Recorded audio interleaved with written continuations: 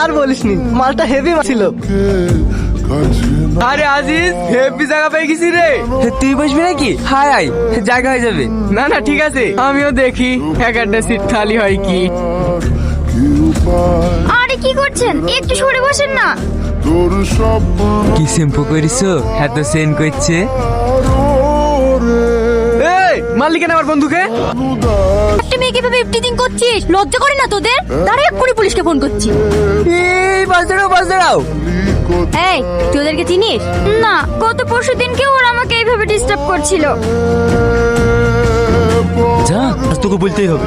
আমার দ্বারা হবে না, 6 মাস হয়ে গেল এইভাবে তাকে দেখে দেখছি। অন্য কেউ প্রপোজ করার আগে তোর মনের কথা বলি দিগা। সামাদ যাবি? এই শোন, বলেন। পিছন পিছন আসছি কেনে? হাতে কি তোর? কই কিছু না তো। ভালোবাসিস আমাকে? হ্যাঁ। ভালোবাসিস তো ভয় পাওয়ার কি আছে? প্রপোজ কর আমাকে। হ্যাঁ, আই লাভ ইউ।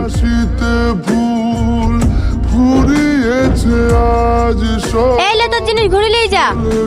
হ্যাঁ বল ছুটকি, কেমন আছিস? ভালো আছি, তুমি ভালো আছো দিদি? ভালো আছি। কালকে আমার বার্থডে, তোমার নেমন্তন্ন থাকলো।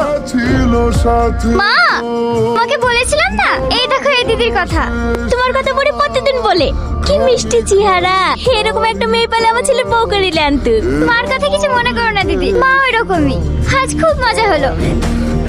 এখানে ভেবে ফুলের ডানটাকে পুঁতে রেখেছে। আর বলো না, আমার ভাই কোন মেয়ে নাকি ওকে বলেছে এই ডানটাতে ফুল ফুটলে তবে ওর ভালোবাসা অ্যাকসেপ্ট করবে। ও তোমার মতো কারোর বিপদ দেখলে ছুটে চলে যায়। এই লে ছুটকি, তুমি? তুই ওকে চিনিস নাকি? না না। আরিফ কোথায় আছি? তাড়াতাড়ি নিন, তাহলে আমার গাড়ি নিয়ে আয়। সিনেমা শুটিং চলছে নাকি? মোবাইলে কি রেকর্ডিং করছেন?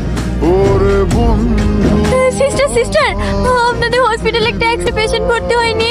হ্যাঁ হয়েছে তো। আপনার রিলেটিভ কেউ? আমার মা 2তলা 16 নম্বর রুমে আছে। মা, তোমাকে বারবার বারণ করলাম বাজারে যাও না, বাজারে যাও না। ওই ছেলেটা আমাকে বাঁচিয়েছে। এখন আপনি সুস্থ তো? তুমি? এটা তোমার মা? তোরা দুজনকে আগে থেকেই চিনিস? হ্যাঁ মা, আমি ওকে ভালোবাসি।